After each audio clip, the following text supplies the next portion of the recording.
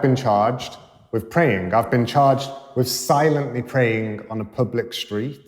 I've been charged with essentially having thoughts in my own head. When I was asked by the police to go for a voluntary interview, which wasn't really very voluntary because it said in the letter that if I didn't go, I would be arrested. And then so that was my. So I did go to this voluntary police interview.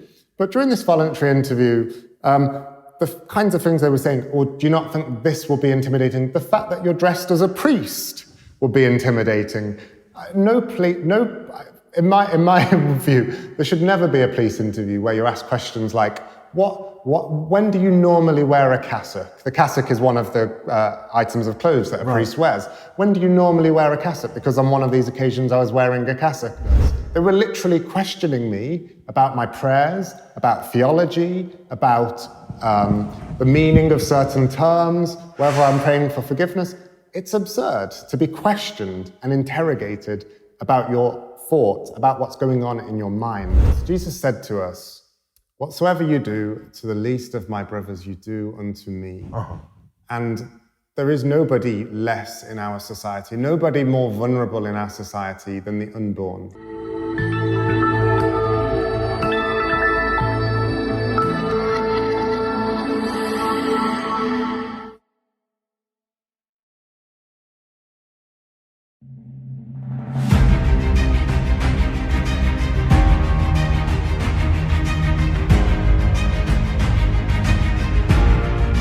Welcome, viewers, to Shekinah Europe. My name is Neville, and I am here today with Father Sean, who is a priest based in Wolverhampton. The reason we are covering this special broadcast is because recently Father Sean was involved in an astonishing incident where he was arrested for the simple act of praying. But before that, just to tell you a bit more about Father Sean. Like I said, he is a priest here in Wolverhampton, and he's also very much involved in a beautiful ministry known as Rachel's Vineyard. Father Sean, could you just let the viewers know a little bit about what it is that you do as part of this beautiful ministry? Just firstly, to clarify, it was a friend of mine, Isabel. She was arrested for praying, but both of us, me and Isabel, have both been charged for praying, and will soon be going to court in order to, face trial over these times of prayer. Speak a bit more about that first. But yeah, Rachel's Vineyard is one of my great joys of being a priest now for a couple of years. It's a ministry which brings healing to men and to women, of course, who have been affected by abortion. That's men and women who've been impacted directly by choosing abortion themselves, but also by other close family members as well. And it is an amazing ministry. It's kind of centered around weekends, which are intense times of ministry, but then there's also quite a lot of ministry that happens outside of those weekend retreats as well. But it really is a blessing and a great joy to be involved in the work of Rachel's Vineyard. It does sound like a very important ministry in the world that we're living in, Father, especially because, as we know, abortion is something it affects a lot of people in a very wide scale, not just in the UK, but across the country. It affects a lot of people, and it's something people don't talk about. Exactly. So if nothing else happens from this interview, other than somebody finds out about the ministry of Rachel's Vineyard and starts their own journey of healing and hope, that'll be worth it. It would have been worth it, yes, of course. So, Father, just for the viewers, just to give them some context, could you explain sort of exactly what it is that happened to you recently this past couple of days? Well, in a way, it's a bit of a long story, but to put it in a nutshell, it's hard to believe. But as I said before, I've been charged with praying. I've been charged with silently praying on a public street. I've been charged with essentially having thoughts in my own head, because that's what prayer is, thoughts directed to God. So just to add a bit of context, there's something called a PSPO, or a Public Space Protection Order, which was put around an abortion clinic in Birmingham. And a PSPO is not a order which bans certain people from an area, but rather what it does is it stops certain kinds of behaviors from taking place within a defined boundary. And this PSPO that was put in place in Birmingham outside of the abortion clinic is there to prevent protest, rather. However, in seeking to prevent protest outside of the abortion clinic, it interprets that in an extremely liberal way. So it includes any act of approval or disapproval for abortion, and that's not limited to these actions, but it includes giving information, talking about abortion, verbal acts of approval or disapproval, but it even lists and mentions prayer as one of the acts of approval or disapproval of abortion. Right. It bans things which are already illegal, such as intimidation and harassment. Of course, they should be illegal anywhere, but for some reason it re-emphasizes that they're banned within the Public Space Protection Order area as well. And another thing it explicitly bans is any kind of written mode of kind of approving or disapproving of abortion as well, which will be relevant when I explain in a second, because there's 4 different occasions where I've been charged with. So this PSPO was put in place about a year ago now in the clinic. Since then, we had something called 40 Days for Life, where we pray for 40 days for the pro-life cause. We've been holding that prayer vigil right down the road outside of the PSPO area. But on my car for a long, long time now, way before the PSPO was ever brought into place, I've got a bumper sticker on my car, which talks about the dignity of the unborn lives. It says, "Unborn lives matter." It's not about abortion, but I parked my car within the buffer zone, down the road from the abortion clinic, and went to pray at the 40 Days for Life prayer vigil. That's one of the charges, because they're stating that I was protesting by parking my car with this bumper sticker within the area. The next occasion is the same thing again. However, on this occasion, I was also praying silently on the public street when the abortion clinic was closed. And I was praying during that time. It doesn't really matter, I suppose, well, it shouldn't matter. But I was praying during that time for prayers of blessing for the local residents, for the staff who work in the clinic, praying prayers of blessing for the women who use the clinic as well. And during that time, the fact that I was praying was reported to the police. Police came, and actually, those police officers, and this is all on video, told me I was doing nothing wrong. They told me I was breaking no rules as far as they were concerned. So, believe it or not, despite that happening, it's difficult to believe, but I've also been charged for that incident, despite being told by the police I was breaking no rules. And on the further 2 occasions, I was silently praying in my head. On one occasion, I was silently praying in my head within the buffer zone area for freedom of speech, because I think that freedom of speech, in quite a lot of ways, in our country, here in the UK and in England in particular, is being restricted more and more, and the right to freedom of speech is not being respected. One of those examples is the PSPO.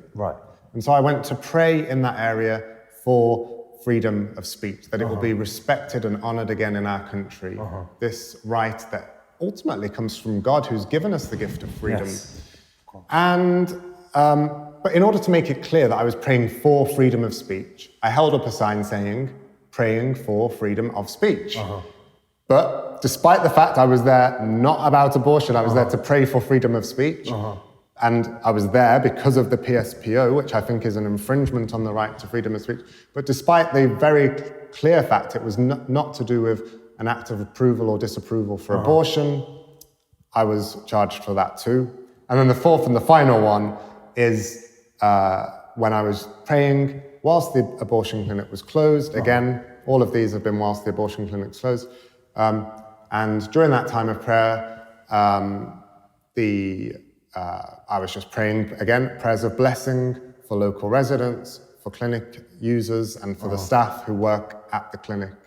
Nothing else. Silent prayer. I wasn't holding my hands together. I wasn't, on that occasion, holding rosaries or anything like that. Purely charged for the thoughts, the prayers that were taking place in my own head on a public street. So, Father, just to re-emphasize to the viewers, because from what you've said, it basically sounds like the police have charged you simply for thinking, for sort of praying, but not with any sort of visual. You weren't carrying a rosary. Yeah. You didn't have a leaflet. No. You didn't have any sort of flyer or anything like that.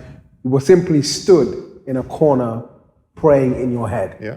And that's one of the things. Many other people were using that street for all sorts of purposes on those occasions. People were walking their dogs, people were stopping and having chats, people were coming up because they could see me praying and they were having a go at me and doing all sorts of... So people were using that street for all sorts of purposes. Right. I was using it to pray silently. And for that's been criminalized. And that's why this issue, and I think this is really important point to make, is that this whole incident really should concern everybody in this country and even everybody in the world in a sense as a wake-up call. Because this is not whether you're pro or anti-abortion. Yes. This is not about anything to do with that. This is about what kind of country do we want to live in? Do we want to live in a country where the government can tell you that on certain streets, certain thoughts are not allowed to be had, that certain people can be criminalized for having certain thoughts? Do we want to really live in a country where freedom of speech is not restricted, where certain viewpoints are not permissible to be expressed on certain streets? Do we want to live in a country where it's illegal to offer help to somebody in a crisis pregnancy? Do we want to live in a country where it's illegal to pray prayers of blessing for people? Because this is the reality of what we're facing. This is not whether you're pro or anti-abortion. This really is about basic freedoms in our country. As you know, in the UK, you know, some of the most important parts of just legal system here is your basic right to free speech, your right to practice your religion. You should have the freedom to form your own opinions on certain matters, and to think that the government are almost putting people in a position where the government has the power to regulate how you think and how you form your opinions on certain matters. And the fact that if they can arrest you simply because you're stood next to an abortion center, not causing... Sorry, Father, did you mention that one of the charges was based on harassment and intimidation? Did you say that? Yeah, so the charge specifically says that I've been breaching it by protesting and also by intimidating. Intimidating. Yes. I don't know what I was doing to intimidate people. Right. I can only guess what they think is intimidation. Because when I was asked by the police to go for a voluntary interview, which wasn't really very voluntary because it said in the letter that if I didn't go, I would be arrested. And then they'll force you. So that was my. So I did go to this voluntary police interview.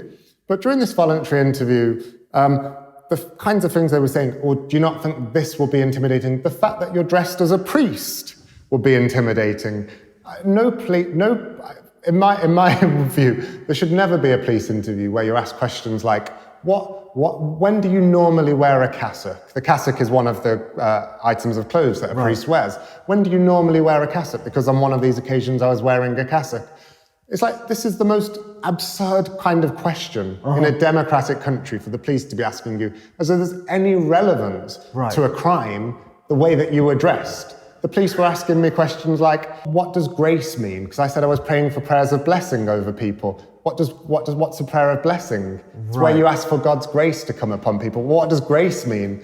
Were you praying for their forgiveness? They were literally questioning me about my prayers, about theology, about the meaning of certain terms, whether I'm praying for forgiveness. It's absurd to be questioned and interrogated about your thoughts, about what's going on in your mind.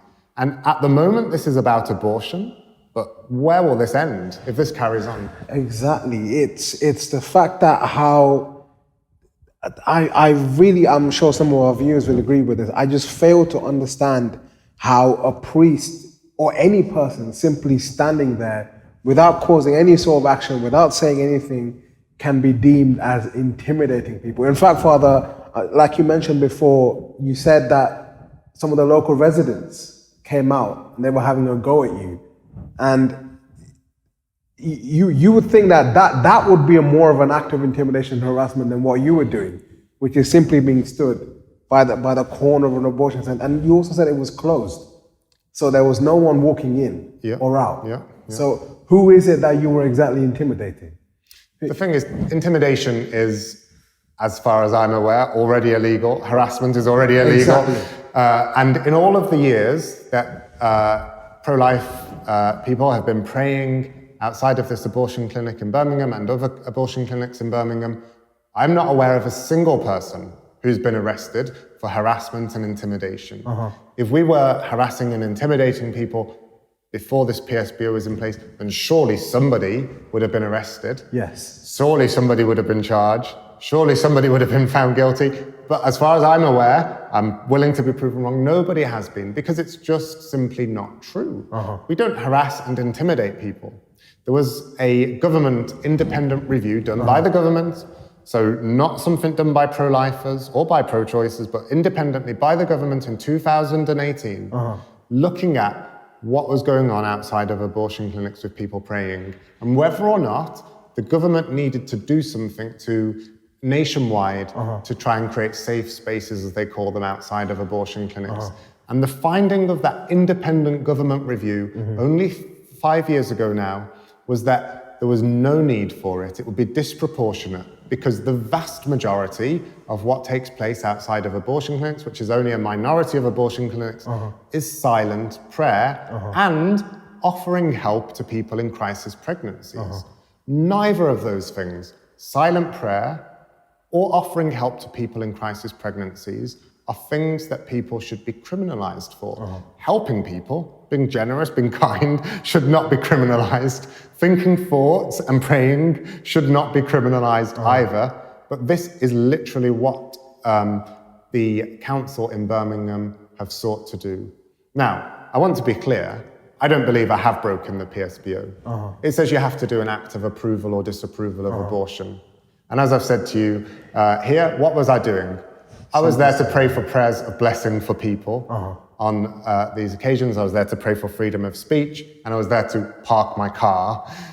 So none of these, I think, can reasonably be construed or understood as acts of approval or disapproval of abortion, or intimidating or harassing people. And as I've already told you, the police themselves, when they came out, said you were doing we don't think you've done anything wrong, you've not been breaking any rules, and that's on video. So I don't believe I have, but I've been charged, and clearly there are plenty of people who think that that's a good thing that I've been charged for this, and they would, I'm sure, want me to be found guilty for it as well. And there's a bigger context here, and I think this is really important to state, because the government are considering, again, nationwide buffer zones. An amendment was recently added to a bill that's gone through the House of Commons. It's, as I speak, in the House of Lords, and that's about implementing nationwide buffer zones, and the maximum penalty for breaching those nationwide buffer zones outside of all abortion clinics in the country, the maximum penalty could be 6 months in prison if you're found guilty for that. For exercising your right to freedom of speech, for exercising your right to freedom of religion, for exercising your right to help other people and be kind and generous and offer support to other people, for exercising your right, which cannot be restricted in any way, to your right to conscience and to think thoughts in your own head. Viewers, as you can hear, Father Sean, I think, as you already mentioned, this is something that shouldn't just bother you if you're a Catholic, but if you're a person who's living in a democratic country, this is something that should concern you, because to think that we have a government who put so much importance in and so much pride in saying that the UK is a free country, it's a democratic country where everyone is allowed to hold their views, is allowed to practice their religion. In a country like that, for something like this to happen, for a man to be charged purely for carrying out the act of prayer, not even in any sort of visual form, but just in the mind, purely because of that act, to be charged for something like that, to be interrogated in an interview, especially with regards to at what times a priest wears a cassock, it's frankly ridiculous. And it's something that should concern all of us, because if this passes on a national scale, it could be so easy for us to look at this and think, what could be the future consequences of this? How far does this go? And it's already clear that the government and the police are almost hypocritical in their actions, because they say they want to protect freedom of speech, they want to protect freedom of religion, which are basic human rights, and yet they charge people for carrying out simple acts of prayer. And it's also shocking that the fact that how I don't seem to understand how someone can be labeled as being intimidating, how someone can be labeled as being someone who's harassing individuals purely by standing in a corner without affecting anyone else and being and praying. It's frankly ridiculous. And the fact that, as you mentioned, Father, the government carried out an independent study of this whole issue, and they came to the conclusion that it would be disproportionate to sort of push this sort of buffer zone out nationally, and yet this looks like something that they are planning on doing. Is that right? Well, it's not actually clear at the moment whether this particular amendment is going to pass or not. And I think it's a matter of priority for not just Christians, but for all people of goodwill, for all people who believe in freedom of speech, freedom of conscience, and freedom of expression, for all people who believe in these basic freedoms, to really say, no, this is too far. You cannot stop us from thinking our thoughts. You cannot stop us from expressing our viewpoints. You cannot stop us from, going in certain public spaces that are freely available to everybody. And so this really is important. Maybe just to recognize what people are saying on the other side. They'll say things like, well, you did have the bumper sticker on your car and you did hold up a sign saying, praying for freedom of speech. But my friend Isabel, she's been charged with 4 counts of breaching the PSPO as well. She was arrested for it too. And that was done so, that video has gone viral across the internet. Yes. Yeah, but she at no point did anything other than pray silently. There was just nothing else, and yet she was arrested. Some people say, oh, well, she was not arrested for praying, she was arrested for breaching the PSPO. Right. But she did nothing to breach the PSPO other than pray. So she was arrested and charged for breaching the PSPO, allegedly for praying. That's it. There's nothing else to add. Okay, maybe to play devil's advocate for a bit, some people will say things like, well, you're harassing and intimidating because people are there in a vulnerable capacity at that time when it comes to abortion. Whilst that's true, people are certainly at a vulnerable point in their lives when people go for abortions because of the nature of what abortion is. It only stands to sense that that's the case. Whilst it's true that people are in a vulnerable place, the reality is that prior to the PSPO was there, in Birmingham, we offered support for 80 days of the year continuously to women who were in crisis pregnancies.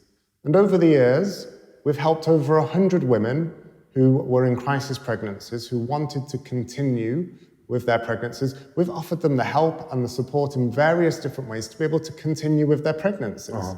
If we were harassing and intimidating them, then they would never have accepted the help and support that we were there. We're there in love, not in judgment. We're there to offer help and support, not to offer condemnation. And on those occasions, since the PSPO was implemented, the only reason I have ever been there is to pray either for freedom of speech or to pray for prayers of blessing for people. Not to pray in condemnation, not to pray in judgment, not to pray in any kind of negative way at all, but to pray that God will bless people. Viewers, again, especially to the Catholics who are watching this, it is of vital importance that this is something that takes precedent in your prayer lives. This is something that you really do pray about, because as I'm sure all of you are aware, the church holds life as sacred. You know, this the whole concept of life is something that the church has the view that the church has on life is something that she has carried for generations. And as Catholics, especially in this world that we're living in, we are called to uphold that. We are called to view life as sacred. So this is an area that we really have to pray for. Father, just to end, if I may ask you, what would be your advice to people who carry out this ministry? I'm aware of many people who are not necessarily associated with any particular ministry, but as Catholics, they do carry out this act of going close to abortion centers and praying, just like you are, in silence. What would be your... My advice would be just to say, have confidence. Jesus said to us, whatsoever you do to the least of my brothers, you do unto me. And there is nobody less in our society, nobody more vulnerable in our society than the unborn. And every single human being, without any exception, is made in the image of and likeness of God. Without any exception, is of equal dignity and sanctity. All of our lives matter. And we need to be a voice for the voiceless. That is a duty for us as Christians. And we will be judged on whether or not we were that voice and that help for those who are voiceless. And there's nobody in our world more vulnerable than the unborn. So we should never be ashamed to be their voice. But we should always do so with love, never with judgment. Yes, Father. So viewers, as you heard, let us keep both Father Sean and also Isabel and all our other brothers and sisters who carry out this ministry with so much faithfulness and courage. I would like to thank Father Sean for his time, and also thank you for your time to watch this very important broadcast. As mentioned, please keep this area in your prayers, and let us pray also for the lives of all the unborn. Thank you for your time.